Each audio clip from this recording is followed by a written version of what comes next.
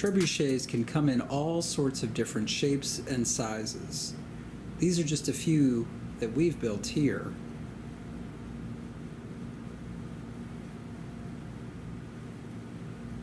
So let's get started designing our next trebuchet.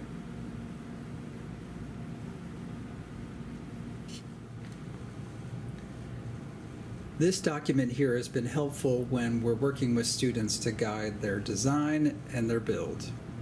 First, we want to do some calculation following some basic guidelines about the physics to make a successful trebuchet. Our trebuchet isn't going to be any larger than 2 feet, so that's going to be how we first make some choices about its size. The longest part of a trebuchet is its swing arm, which is this long piece right here.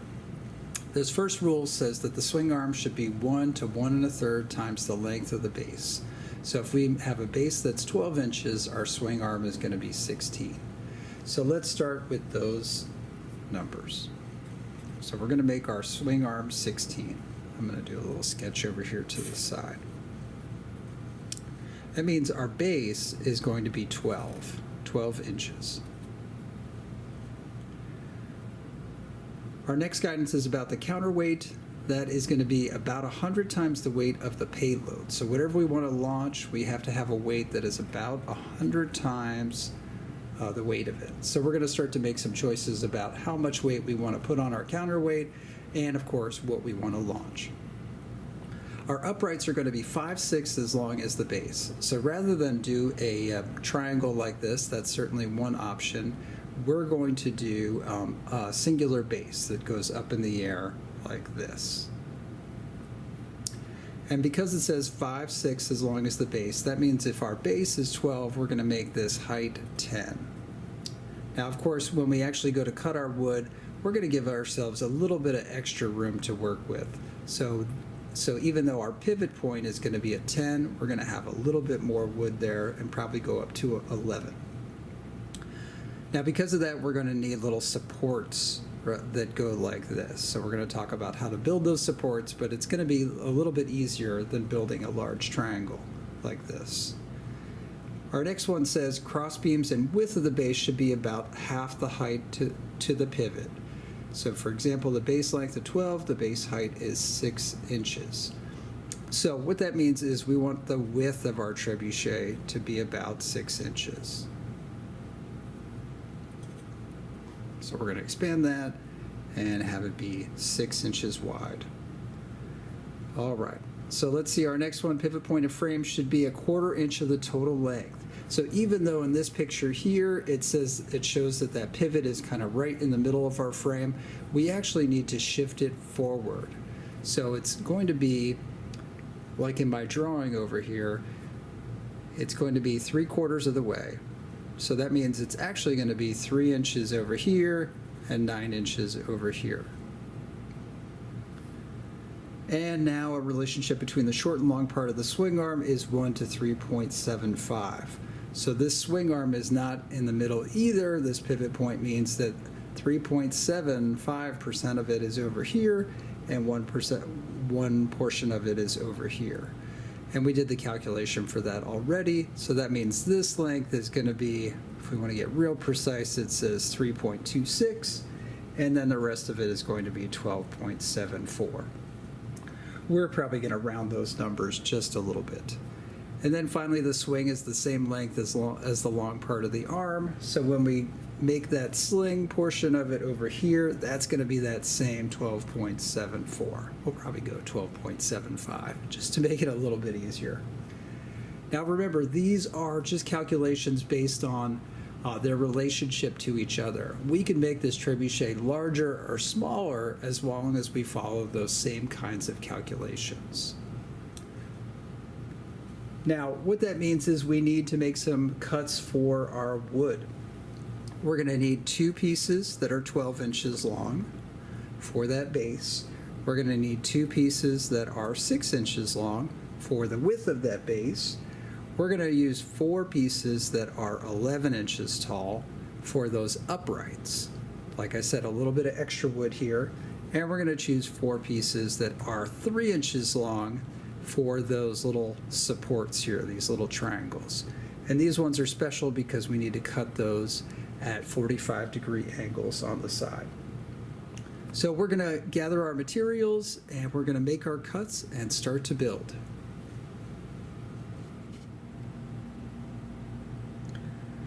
Well, this model here has some wheels that make it stand out a little differently than the one that we're going to build. A lot of the same design features are here that we will use. So you can see it has what we're calling the base right here. It has an upright that's going up and down with that pivot point that we'll see in a second. These are those support triangles that we're going to use, these support braces. And then it has a long swing arm suspended with a weight on one end. So this is what it looks like in that visual, with a counterweight on one side and our full swing arm on the other piece.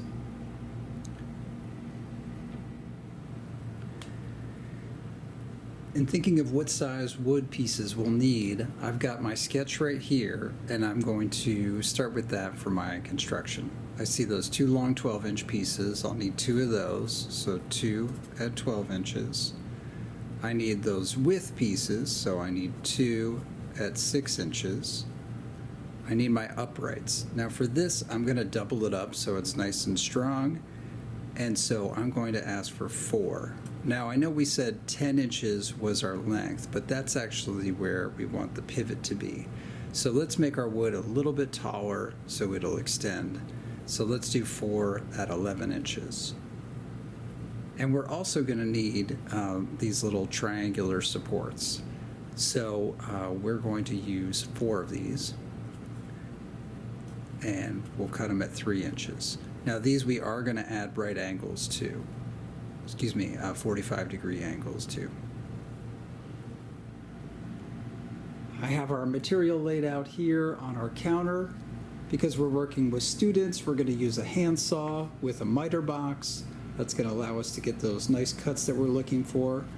We're going to need a cordless drill and driver. We're going to use some screws. Because our wood is 1x2s, we're going to use a screw that is about 1.5 inches. I think that's going to be just right. We're going to need some rope.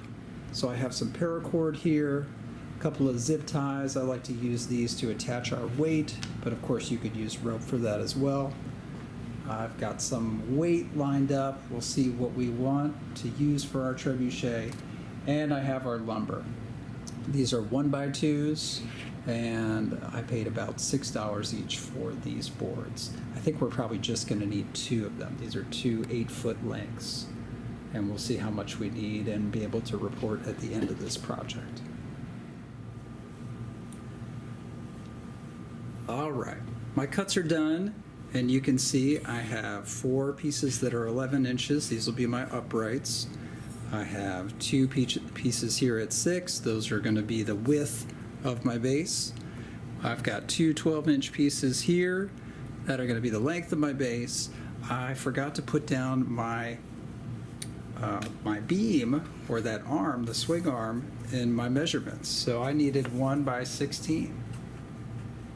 So we'll add that there. And I went ahead and cut that. And then I have 4 pieces that look like this that are 3 inches on the back side and quite a bit shorter on this. These are going to be those 45-degree angles that we use as supports. So I have 4 of those ready to go. So now that I have my wood all cut, I can start to kind of get a sense of how this is going to look when I put it together.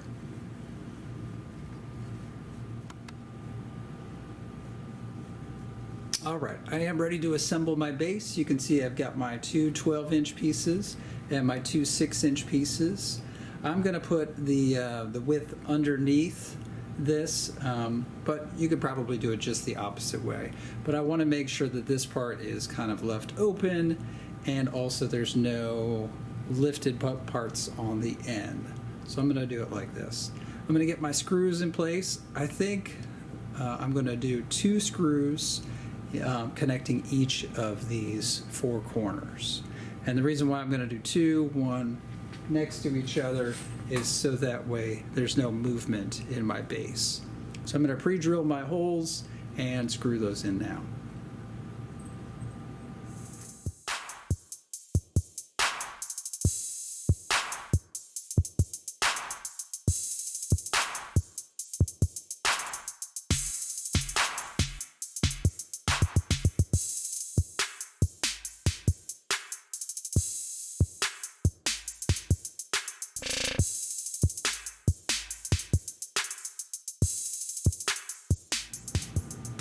All right, with my base together and looking solid, nice and strong, I'm going to start to think about my uprights.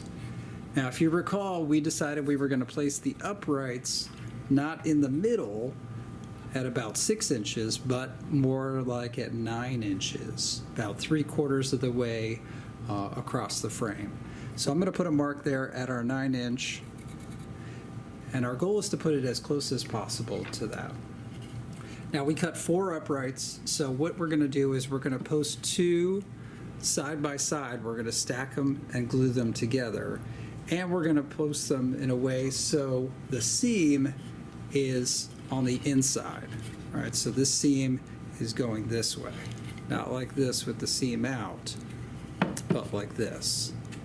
We're going to put a post right through here at that pivot point, and so I want to make sure I have a real strong piece of wood here to go through. So that's why we're using 2 pieces, and that's why we're keeping the seam away from the outside. And then we're going to come in with our supports, our 245s, and we're going to screw those in place. So I'm going to go get my wood glue to start the process. All right, with the glue setting up, I want to make sure I have my uprights where I want them. So we made a mark at 3 inches. That's where the middle of this is going to go. But actually, it's going to be easier to figure out where one edge of this will go. So I'm going to make a mark actually at 4 inches for that.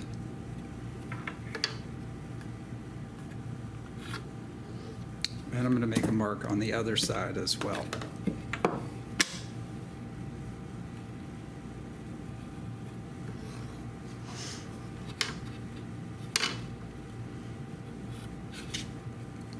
And that's where we're going to attach our uprights. So we can put a screw right here through the base, and we can also get ready to put our upright supports in place. It's good. I wanted to make sure that we had enough room for that one, and you can see that we do. We're going to add some glue here at the base, and I'm also going to add glue with those 2 45-degree angles and then get ready to screw them in place.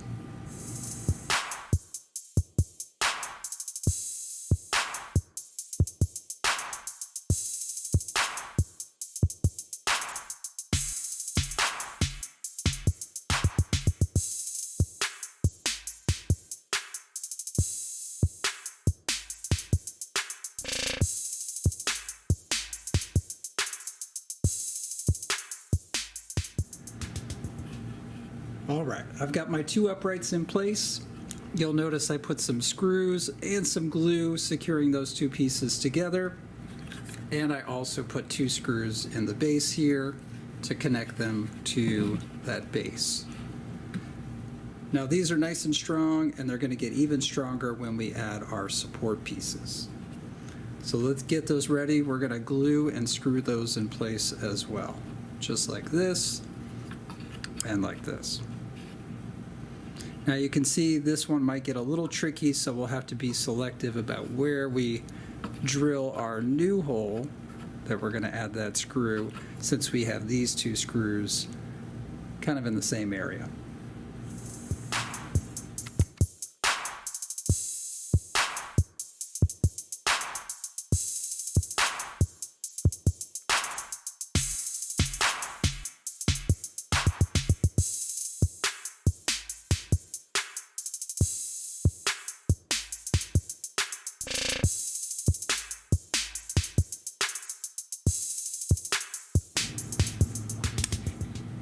All right, you can see I've got some of my basic structure in place now. I have my base, I have my uprights, I have my supports, and I have the start of a frame. So of course you want to take a look around. This is a good time to sand any rough edges, make sure everything looks straight and square. And now we're going to start to think about how we add our pivot and some of the other aspects of the support arm. With our trebuchet frame built, I'm now going to find the spot to install the pivot bar. With a ruler, I'm going to find the middle. This piece of wood is 1.5 inches, so I found it at 3/4. And remember, we're going to put it at 10 inches from the base. So that means I measure down 1 inch, and I put a mark there on this side, and then I'm going to put a mark here on this side.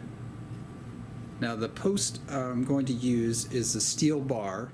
I found this at our local hardware store for a few dollars. It says it's 5/16 wide. You just want to have something that's strong. So I'm going to measure this and cut it to size, and I'm going to drill a hole that will accommodate this post, and it's going to slide through both of these pieces of wood. I'm also going to drill that same hole in the trebuchet arm in a minute. With my holes drilled in my trebuchet and my pipe is cut to that same 6-inch length that I needed, now I need to turn to the trebuchet arm. If you recall, we already know our measurements here on our trebuchet arm. We said that our swing arm, which is 16 inches long here, is actually divided into 2 sections at that pivot point. One is going to be 12.75 and one is going to be 3.25. So we're going to measure that 3.25 and drill out a hole for there. And then this bar is going to go through our frame and through our pivot arm all at one time. So let's do our measurement and connect.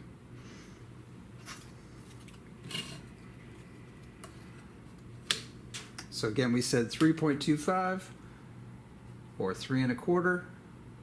So we're going to do our mark there for 3 1/4. We're also going to make sure we're right in the middle of our wood. We know that's 3/4.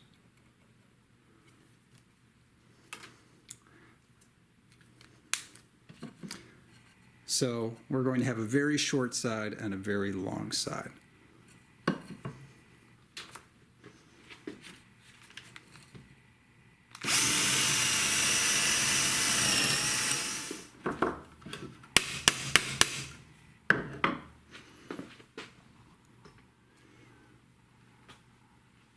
Now that my swing arm is in place, my swing arm should be able to rotate completely around this trebuchet, forward and back.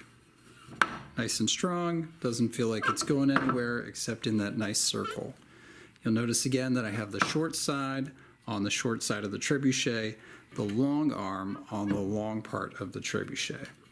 I've also gone ahead and pre-drilled 2 holes at the end, not too close to the end. I went in about 3/4 of an inch and then I put that hole in the center.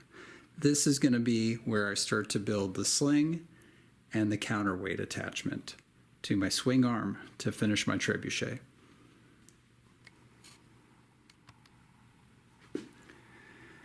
When attaching the weight at the short end of the trebuchet arm, I need to think about the clearance. This trebuchet doesn't have much space here in this gap. So when you're thinking about weights to add, you might want to consider a metal weight like this, sand, concrete, water. These are all things that we could also use weight. Now you may see some trebuchets that build kind of a pouch that can contain lots of weight. I'm going to try and do kind of a simpler version of that. Now I am going to use this weight and I'm going to use this large zip tie. which we can see is kind of thick. So already I'm going to need to make this hole much larger to get the zip tie through.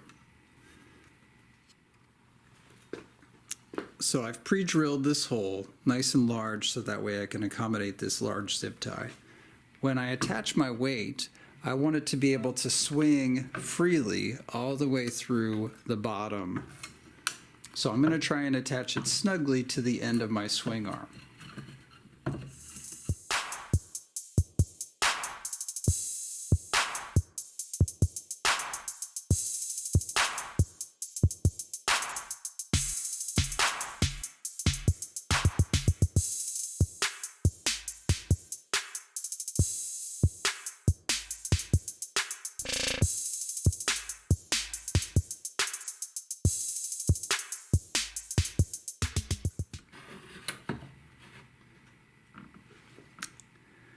Now with my weight attached, I'm going to give it a nice little swing back and forth. Be sure to keep a hand on the frame because it is going to want to move around this trebuchet body.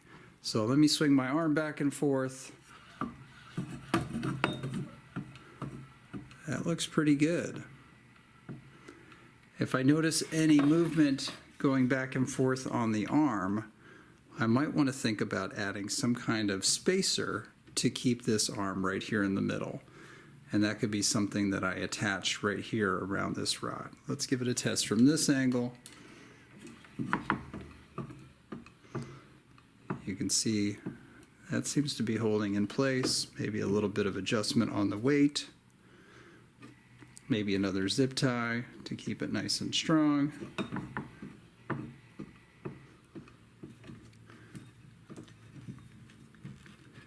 So a little bit of adjustment here can make it a little bit stronger and a little bit more secure, and of course keep that weight balanced, which would be a key feature of a trebuchet strength, is balance in that weight.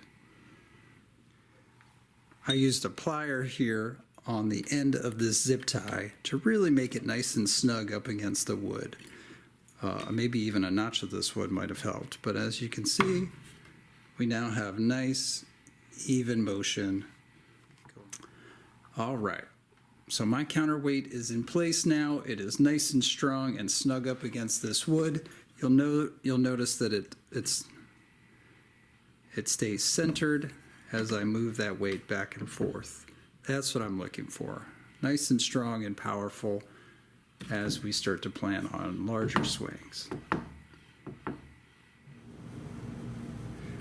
With your weight in place, you will notice that as you start to swing your pendulum back and forth with a little bit more strength, you might notice that it tips a bit. You see this back wants to lift up. You may have to think about that going forward. This is one place where you might consider adding wheels or adding additional weight here on the back end, or even doing things like securing it to a larger base or to the ground when you're ready to launch. It will be a bit off balance at this point. With my trebuchet looking good and my weight in place, I now want to think about what's going to go on the other side of this here, that sling portion. I've got my piece of paracord here, so I grab my piece of paracord. I cut it to the length of the entire swing arm twice over. So you can see that it goes from one end to the other. And if you recall, my entire sling, just like we said here, is going to be that 12.75, but it's going to be doubled with a pouch in the middle. So I'm going to take this loop, I'm going to feed it through, and then I'm going to measure and tie the knot so that it goes that 12.75, that distance from here to the end, doubled. So there and back to the pivot point. So let's do that. So you can see I have my sling ready to go. I have my rope twice the length of this distance here from the top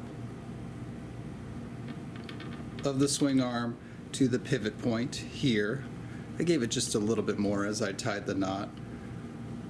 And what's going to happen next is this pouch is going to have to go right in the middle. So we're going to have to build a fabric pouch that's going to go from one string to the other and span this distance. And this is going to be our pouch.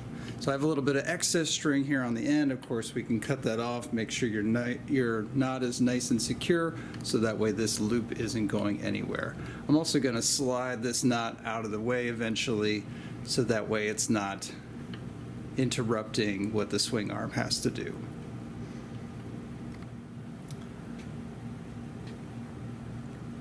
With my trebuchet sling in place on the swing arm, you can see that it dangles down, but it's going to need a pouch right here in the middle of that space. So I've cut a piece of fabric, and this one might be a little bit larger than what we need. Let's measure it now. So my piece is about 3 inches wide and probably at least 10 inches long. 10 inches long. Now what I'm going to do is I'm going to double this up so that the pouch itself is about 3 by 5, and that's going to go right in that middle space. And again, this pouch is probably slightly bigger, but maybe if you wanted to throw something like a ping pong ball, you would want it to be able to cup that larger object easily without it sliding out. Of course, if you wanted to throw something small and heavy like a stone or a marble, you would need a pouch that's much smaller. So proportionally, this might be a little bit large, but I think it's going to do what I want it to do. Now, because I have one long strip, what I'm going to do is I'm going to try and make this as easy as possible for me. I'm going to create kind of a pouch like this by folding over, and then I'm going to secure it on these 2 ropes, so that way it doesn't slide up or down. So not only do I want to double up the fabric, but I also want to make sure that it's in the middle. So be sure to find the middle of your loop, so that way if you folded it in half, you would see it also folded that cloth in half. And then you can use staples, or of course you can use a needle and thread and put a few stitches in it in key places, so that way it stays in place.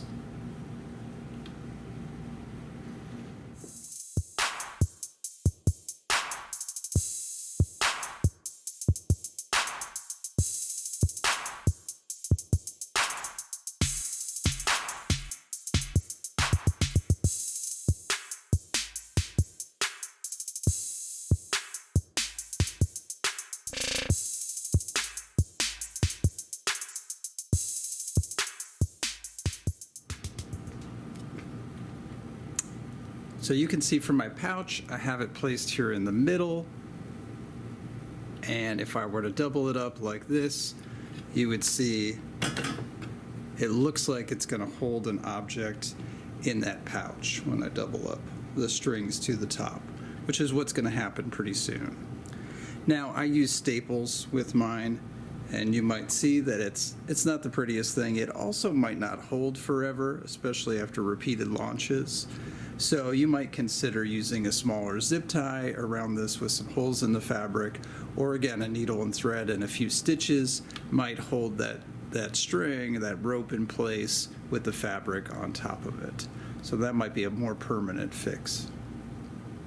All right, now we want to think about our launch pin. This is going to be placed right here at the top, so that way we can get ready to fire our trebuchet.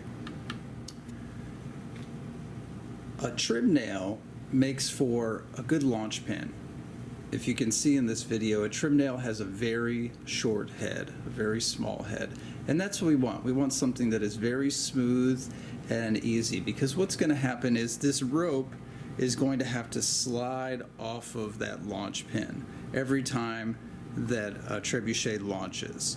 And so the less resistance that you have here, the better your launch is going to be with consistency. So this is called a molding nail or a trim nail, and this can be a great nail to use here for your launch pin.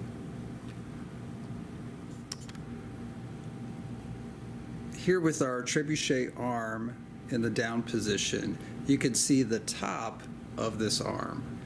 Now, this launch pin is going to be holding the sling arm in place right here. So what we want to do is put this launch pin close to the end, of course not too far to the end that it's going to split the wood. So we want to find a spot maybe about 1/2 inch from the end of this and nail it in place so that it's nice and secure. So I'm going to nail it about halfway into this top piece of wood, and then we'll start to be able to test fire.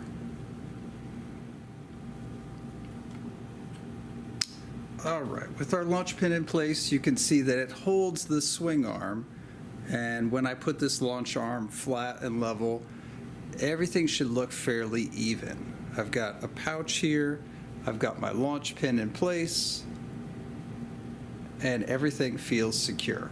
Again, this arm is going to come all the way down, and as it flies up, let's see if we can do this with our camera. As it flies up, we're going to see this string slide off the end of this launch pin to release whatever we're firing. That's going to be the mechanics of this design. Now, this is going to take a little bit of trial and error. Hopefully it'll launch perfectly the first time, but if it doesn't, we might find that a little bit of adjustment here on that launch pin can make all the difference. We could tilt it to the front, we could tilt it to the back, we might reduce the size of this head, or we might even bring it down. So based on a few firings, we're going to see if there's any sort of adjustments we need to make to get that launch pin to be successful. All right, so we're ready for our launch. I'm going to do a couple of test fires to see.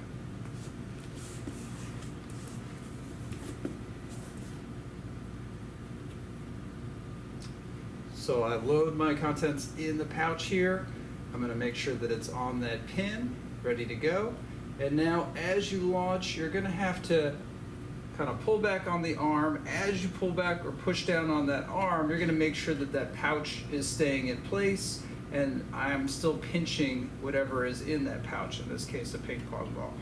I'm also going to keep a finger on the back end of this base. We know that it gets a little tippy, and so I'm going to have to put a little bit of counterweight here by just keeping my finger on here. So I've got one hand on the bottom of the swing arm, and I have one finger on the pouch, and I'm going to try and release those things kind of at the same time. Or release the arm and then kind of let the pouch slide out of my fingertips. Here we go.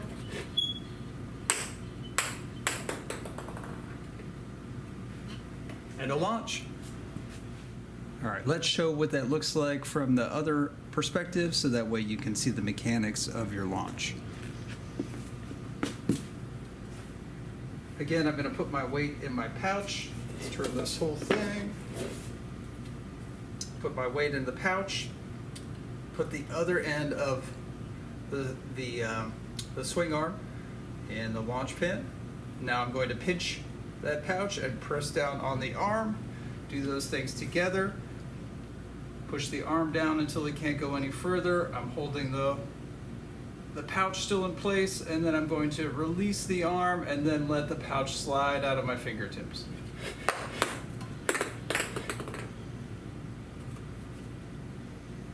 Now what hopefully you saw was a good release here. Again, you want that pouch to release right at about this angle. You want it to slide back and out just like an arm of a baseball pitcher, like this. And then as the response, you're hopefully to see a good swing back and forth of this rope here. That's again a sign that everything is going straight and forward, and the fact that it came right back to me is a good sign too. All right, hopefully you made it successfully to the end of this video and you have a working trebuchet just like this one here. You can see that the design is quite a few steps, but hopefully you have one that fires and works well for you. Now, if you're considering the public library competition, you know that it has to be within that 2 foot by 2 foot box. So this one fits well into it. Our largest piece was just 16 inches. And if you measured it kind of in like the down position like this, you would see we're very narrow here, and we're certainly within that range. You could probably go even bigger if you wanted to. So following those guidelines, make sure that you have this document here. You can start to play with those numbers to make something even bigger or even a lot bigger just for fun. Now, as you were testing and firing your trebuchet, hopefully everything worked out just well. You'll notice that if I did a few launches, every launch was a little bit different. So it is hard to get consistency. So you might want to think about what's happening with each of your designs, how you're releasing it, how you're firing it, and what makes it work better or worse. Some adjustments that you might make along the way to change that angle. We talked about that throwing angle. We wanted to throw in that 45-degree-ish angle to get as much distance and also as much height as possible. So that's kind of our goal, and you can see that sometimes it might fire it a little bit lower because it's hanging on to that pin a little bit longer, or sometimes it might fire it a little higher and not go as far because it's releasing too early. There are some adjustments that you can make here with this release pin that are going to play around with that. If it's releasing too early, you could push that pin a little bit forward. Then you could do that by tapping on it with a hammer a couple of times. So that way the angle changes a little bit this way. If it's releasing too late, maybe it needs to come off that pin a little bit earlier. So I want to bend it this way, away from me. And again, a couple of taps with a hammer might start with that. You of course also want to change your payload. This is fun because it's a ping pong ball, and it's going to fly high and have a nice bounce to it when it lands. You might want to try some other different kinds of weights, and you might want to try some different amounts of counterweight, right? This is 2.5 pounds here, plus a little bit of the wood, but maybe we need a little bit more weight here to throw some things that are more fun. Now, be careful because as you add more weight, the whole thing gets a little bit more dangerous and a little bit more extreme. And of course, that could be a fun and an exciting thing too. You also noticed that my base got a little tipsy back and forth because of this swing arm weight. Some fixes for this is of course to secure it to the ground. You can do that by adding a pin or a stake when you launch it on the ground. You might add it to a base. You might also notice that my trebuchet wants to shift forward a little bit. That's the movement of it. And so one of the things that you may see on many trebuchet is wheels. Wheels would give you that little bit of extra motion that would actually add a benefit to it. So a slide, a sled, a wheel, something that would allow it to move a little bit forward as it launches might actually be beneficial to your design. So that's just another key feature. And of course, the last thing that I'll add is you might want to work on the look of this. Now this looks pretty good right here, but you can see it is also pretty plain, pretty boring. So I would encourage you to add some design features to make it a little bit more exciting, like some of the trebuchets you see behind me here. So I hope you enjoy your launches, I hope you have a success, and I hope you consider entering the trebuchets, the Public Library's Trebuchet contest. Let's fire this one more time. Perfect.